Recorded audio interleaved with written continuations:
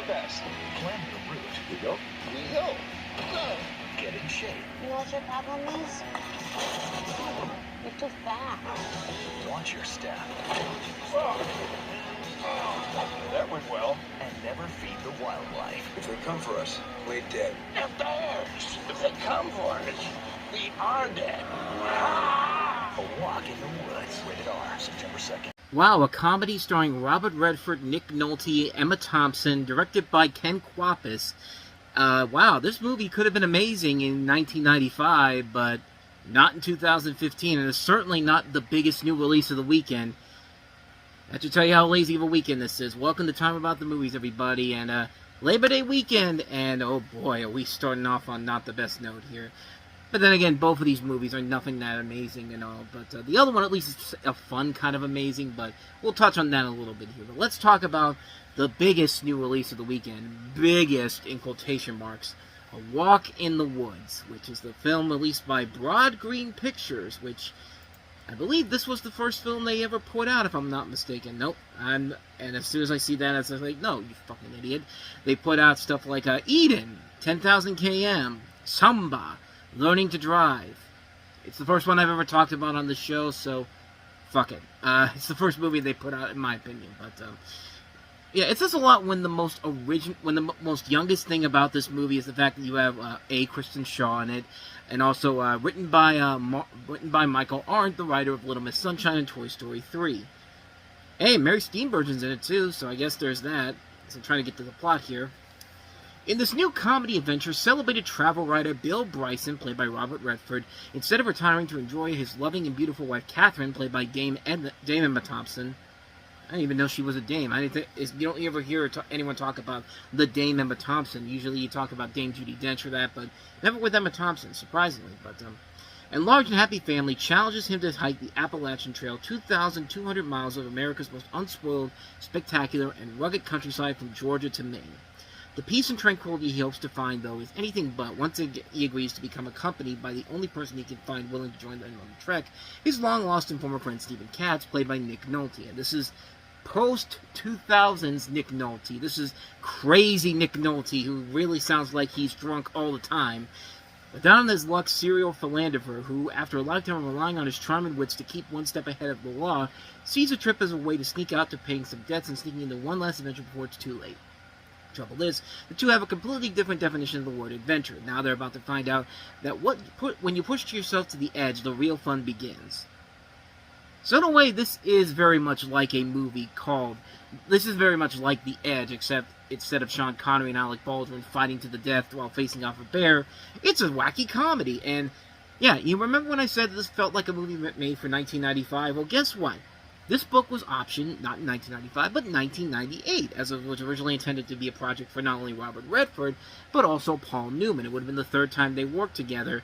However, Newman's declining health before his death in 2008 ended that possible reunion. So, yeah, this has been a movie that's been sitting around for a long, long time, and yeah, it ain't that great. It's a movie where, like I said, it just feels like, you know, this is a movie where it literally feels like there's literally nothing there. It's just a movie where, yeah, this would have been amazing 20 years ago when these guys had some life to it and you could still believe in them, but, I mean, it's just not a good movie. It's a lackluster film, and they're directed by Ken Kwapis, who is another director who made a lot of movies in the 90s, and I like this director. He's made some stuff I do like. I liked Big Miracle. I actually did like He's Just Not That Into You. I like The Sister of the Traveling Pants. You know, I was actually one of the people that really liked The Beautician and the Beast. Dunstan Checks In's a funny movie. He Said, She Said, great movie. Well, Dunstan Checks In's not a funny movie. It's a silly, fun movie for kids. Follow That Bird. So this guy is not a hack director. This was the last thing he has directed so far. Yeah, he's still alive. He's only 68, so he could probably come back and do something else later on. But yeah, but this film in particular really was just kind of, it's just kind of a boring movie. I mean, it's not. I'll say this.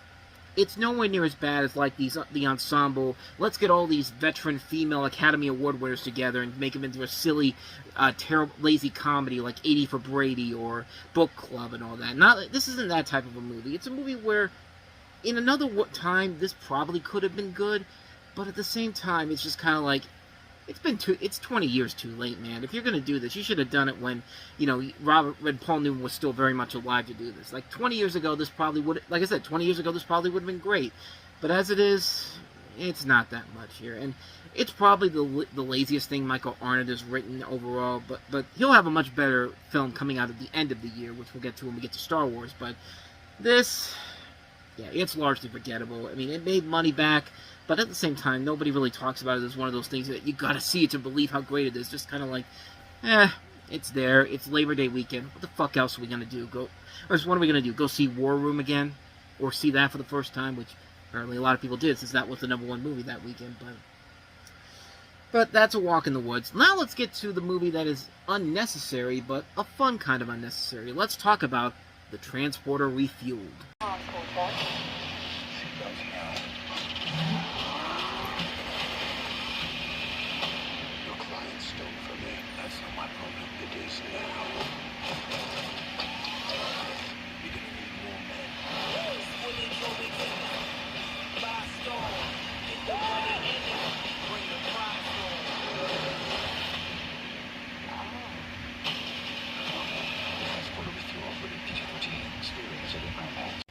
Is there any reason to go see this in IMAX? Not really, but, I mean, a movie like this, here's the thing about this movie. It's not a good movie, but there is so much that is so silly and so fun about this movie that I gotta talk about it, man.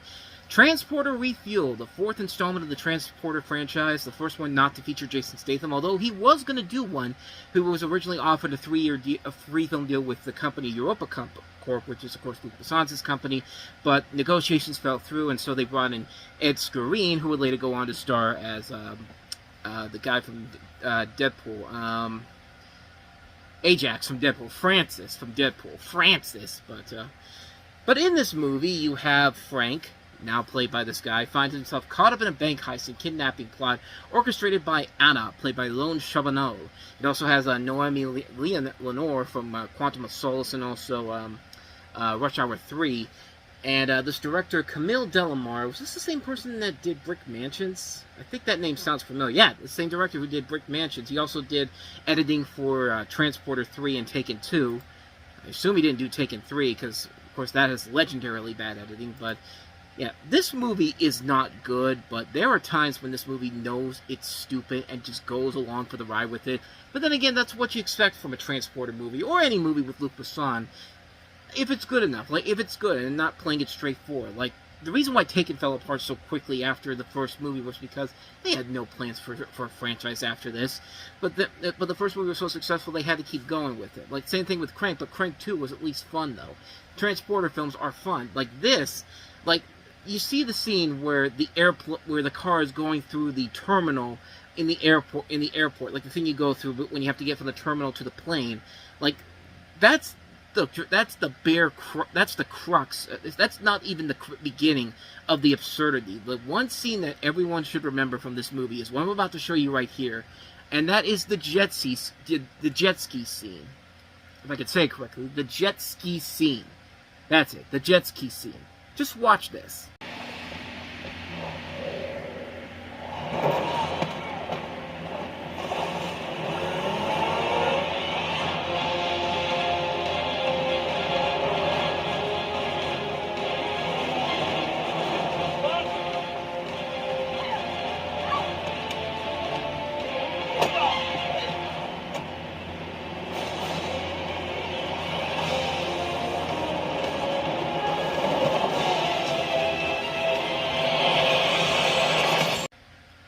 I never do this, but we need to dig through this scene shot for shot because it is glorious and beautiful. Now, I just want you to watch this over again. So it starts off with the transporter jumping off of the ship, finding the perfect angle to land on this jet ski where this other guy is waiting to shoot him. Like, you could literally see him pointing the gun right at him.